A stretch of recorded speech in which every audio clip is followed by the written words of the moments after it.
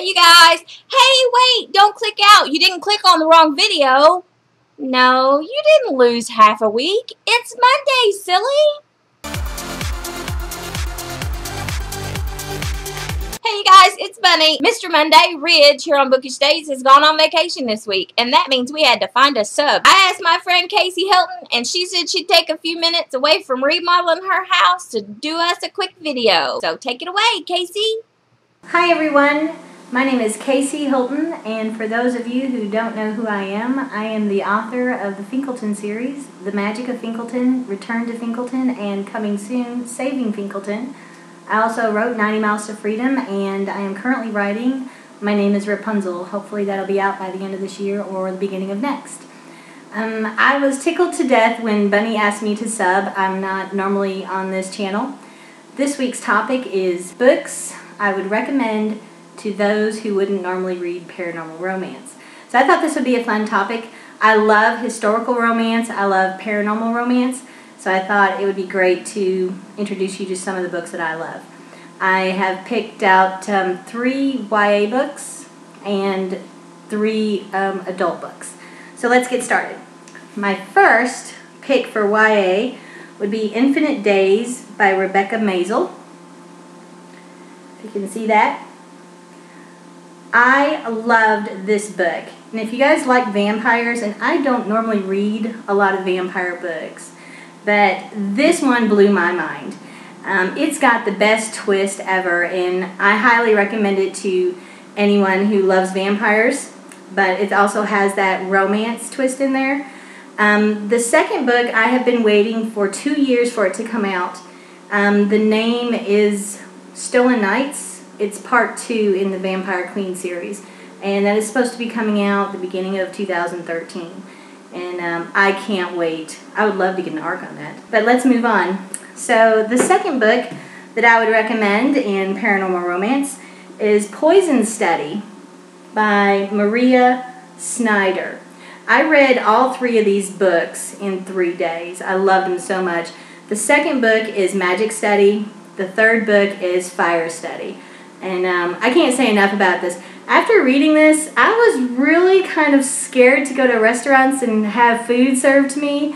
It gets you thinking about a few things, but I really enjoyed it, and I think someone would love this. If they're not into paranormal romance, I think you'd really like this a lot. The third book in YA that I chose is Firelight by Sophie Jordan. I've just finished reading Vanish, which is part 2, or number 2, and I believe Hidden is coming out at the beginning of 2013. But this left me wanting more, and I am going crazy waiting on the third book. It's Team, oh gosh, I can't remember now the names, but or the guys, but I am so loving these books, and again, I can't wait for Hidden to come out. And the covers, they're just beautiful. That's it for the YA. Moving on, I chose 3 adult books. Now, I know this is supposed to be paranormal romance, but I am also a lover of historical romance. But this is the Children of the Moon series by Lucy Monroe. And the first one is Moon Awakening.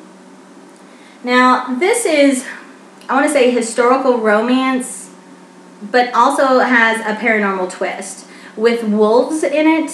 And what I really like about this series, it doesn't dominate like total wolves, you know, like Twilight series dominated vampire and wolves.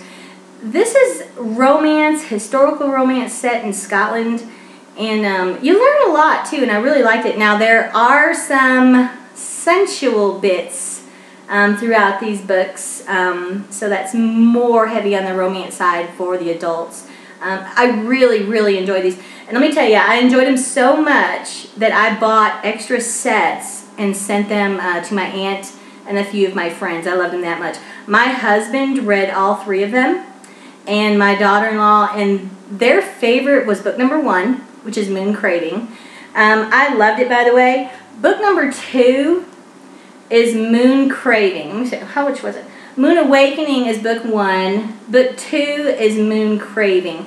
This one was my favorite. Now, I know I've read series, and I can't say that I loved every one in the series, but there usually is one that's my favorite. Moon Craving was my favorite. So this is part 2 in the Children of the Moon series. Part 3 is Moon Burning. Now, I didn't think that she could pull off,